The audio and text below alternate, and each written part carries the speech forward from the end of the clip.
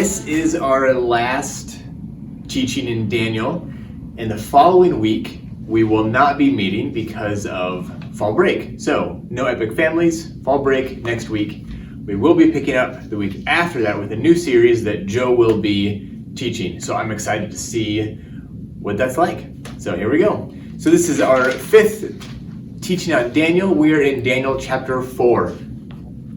So go ahead and pause in just a second here and read Daniel 4 verses 1 through 3. There's something interesting before you read this though, that this chapter, this kind of story that we're going to jump into today, the end is actually here at the beginning. We normally like having a story done in a sequential manner, but that's not what happens in this text today. We kind of start with a spoiler about the outcome. So that's what we're seeing first. So pause the video, read Daniel 4 verses 1 through 3.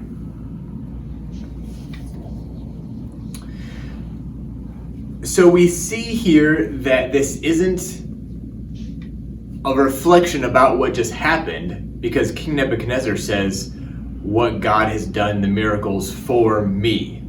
Those miracles were performed not for King Nebuchadnezzar, they were performed for Shadrach, Meshach, and Abednego earlier to save their lives. So now we're seeing that something is going to happen to King Nebuchadnezzar that's personal, that affects him. So we're going to jump in and see what that is. So read, this is a big old chunk, read Daniel 4 verses 4 through 27, and then in your own words, summarize the dream and its interpretation. So the king has another dream, right? And just like the last dream, again, he's pretty scared. He's got weird stuff going on. Now, before we get into some semantics about this dream and whatnot too heavily, I do want to point out that often when the Bible uses a term for 7, or it uses the number 7, in Hebrew, the idea of 7 holds within it this idea of completeness. We don't really have something that's equivalent to this with numbers. Maybe, when you're a kid and you just try to think of you want to express there's a lot, you're just like, 1,000,000. There weren't really 1,000,000, you just mean there were a lot. So in Hebrew, when they use the word 7, it can mean literally 7, but it can also mean just a fullness or a complete. So when it says that the king is going to have this experience for 7 periods or for 7 times, it's not necessarily 7 years. It could be, but it's really that the time is complete, that he's going to go through this until he's done going through it. That's really what that means.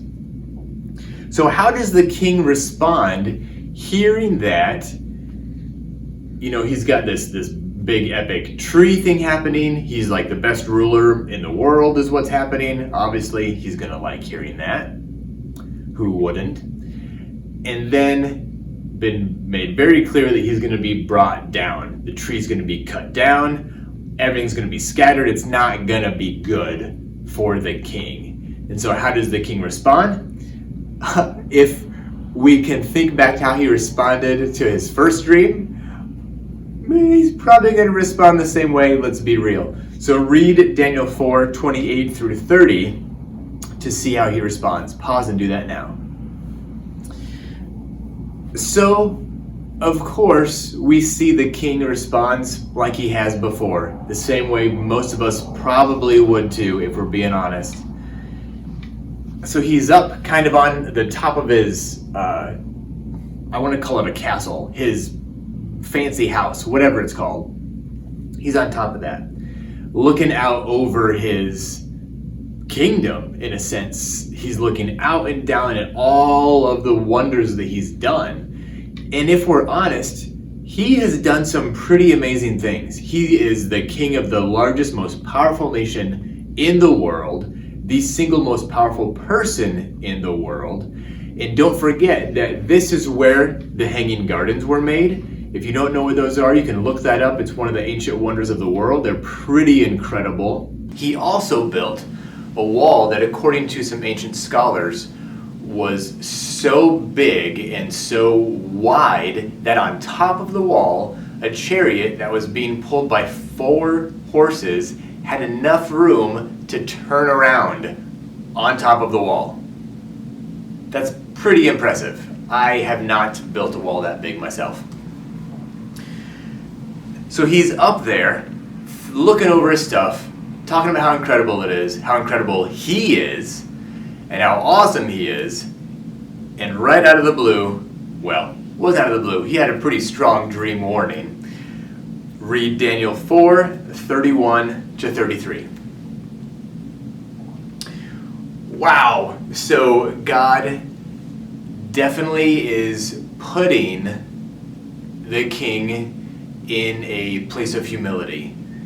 Clearly, Nebuchadnezzar was prideful, was very much focused on himself and only himself all the time. And God has decided that that's not what he wants for King Nebuchadnezzar, that he has something better in store for him. And sometimes the only way we learn lessons is by God putting us in really difficult situations. So we don't need to speculate.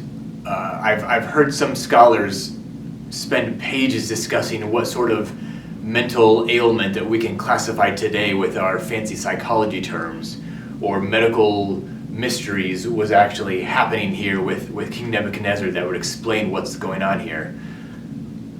We don't need to explain that. We don't need to spend time focusing on that, because we know that's just not the point. The point isn't what was he afflicted with. The point is he was being directly judged by God for a very specific reason. That's what's happening here. We don't need to speculate about what's going on because we know what's going on. God struck King Nebuchadnezzar with this judgment in order to bring him to a place where he can put God first. So let's see how he does eventually turn to God. Read Daniel 4:34-37.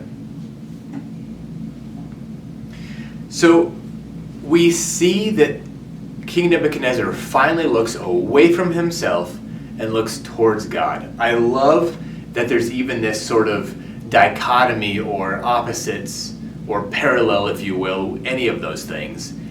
In the start of this story, we see the king standing on his fancy house castle thing, looking out and down over all of his stuff. And here we see him at the end of this story. He's crawling around on the ground, eating grass like an animal. That's pretty humbling. And he finally, in his humility, turns his eyes up towards God. And I love that contrast of looking out and down and then versus looking up towards God. And that's something that we need to do as well in our own lives. Because true humility is actually looking away from ourselves, not just thinking low of ourselves. So often in American culture, we hear this idea that like negative self-talk is a form of humility.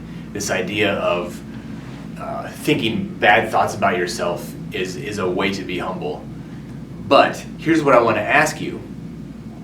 What is the commonality in these phrases?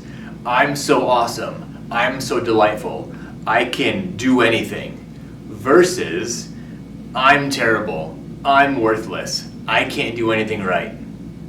The focus is still me. It's still I. It doesn't matter whether I'm having negative self-talk and low self-esteem and low self-image, or if I'm having really positive self-talk and have a high self-esteem and really high self-image. The focus is still myself. It's two sides of the same coin. It needs to be our goal to get rid of the coin altogether, get our eyes off of ourselves and onto God, onto Jesus. That's true humility. That is true humility. So this brings us to the gospel. The gospel is a naturally humbling thing. We can't ever be perfectly humble on our own. We never will be. The same way we're not ever going to be able to be perfect and sinless. That's not our goal. But the gospel can help us to be humble. And the gospel is an absolute act of humility. Jesus, the creator and sustainer of the universe, humbled himself to the point of becoming a part of his creation, setting aside his magic, awesome God powers to live life as fully human. This is incredible. What a humbling experience to have to go from being the creator and sustainer of life to having to have your butt wiped and to eat to live and to eat some bad seafood at times and throw up. Like, that's really humbling. That's incredible that Jesus would do this for us. So I read this quote in a book recently, and I want to share it with you. But it says, when we stand before God, our problem isn't just our weaknesses and sin. It's also our successes and our strengths. If we're honest with ourselves, the more successful we are, the more we become self-reliant and focus on ourselves and what we can do, just like King Nebuchadnezzar did.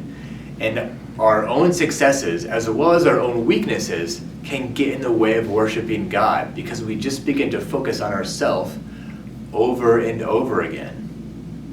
It's just what we do naturally.